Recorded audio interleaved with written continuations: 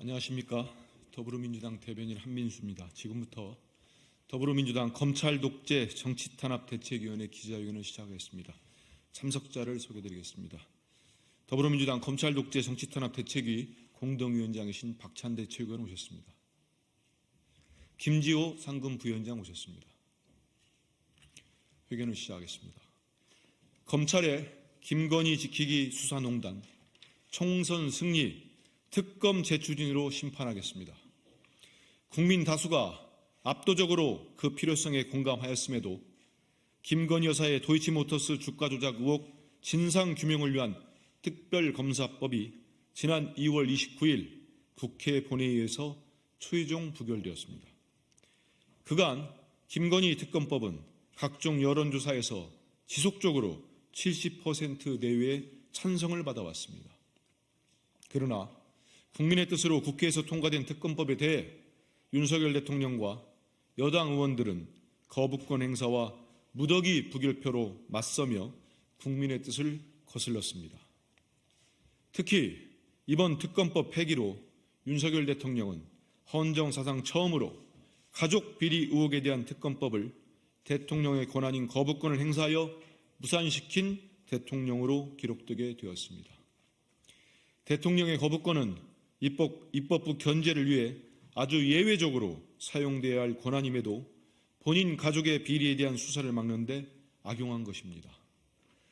이날 여당은 김건희 특검법뿐만 아니라 대장동 50억 클럽 의혹 사건에 대한 재투표에도 부결표를 던졌고 결국 국민이 궁금해하던 두 개 사건에 대한 특검 수사는 최종 무산되었습니다. 이들 사건에 대한 수사는 결국 다시 검찰이 담당하게 되었습니다. 하지만 검찰이 이 두 사건에 대해 공정하고 신속한 수사를 이어갈 것이라고 믿는 사람은 없을 것입니다. 특히 김건희 여사와 관련된 건은 더더욱 그렇습니다. 지금껏 수없이 드러난 검찰의 선택적이고 자의적인 수사에 대해 보수 언론에서조차 수사농단이라는 단어를 사용하며 강하게 비판할 정도입니다. 동아일보 송평인 논설위원은 실패한 수사 기소를 담당한 검사들이 대통령과 금감원장, 법무장관이 되었다고 개탄합니다. 손중성 검사와 김웅 의원의 고발사주 의혹까지 거론하며 수사농단이 국정농단과 사법농단만 못하냐고 반문합니다. 아닌 게 아니라 검찰은 고발사주, 검언 유착 등으로 유리한 언론을 조성하고 선택적 수사 기소로 죄를 만들어냅니다. 때로는 죄를 없애기도 합니다. 무제한적 압수수색으로 상대를 악마할 수도 있습니다. 진실이 중요한 것이 아니고 검찰이 주장이 진실인 것처럼 국민이 믿게 합니다. 수사농단이란 말이 과언이 아닙니다.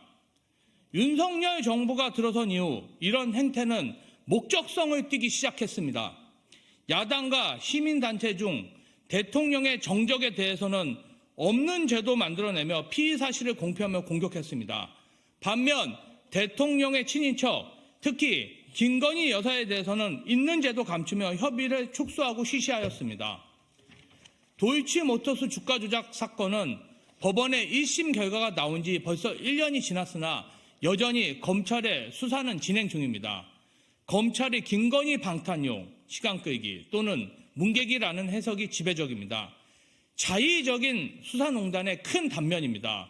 더욱이 해당 사건의 항소심 재판이 총선 이후로 미뤄지며 검찰의 김건희 여사 수사 속도도 덩달아 더뎌지게 되었습니다. 검찰의 김건희 지키기 수사농단이 법원의 결정으로 탄력을 받게 된 셈입니다.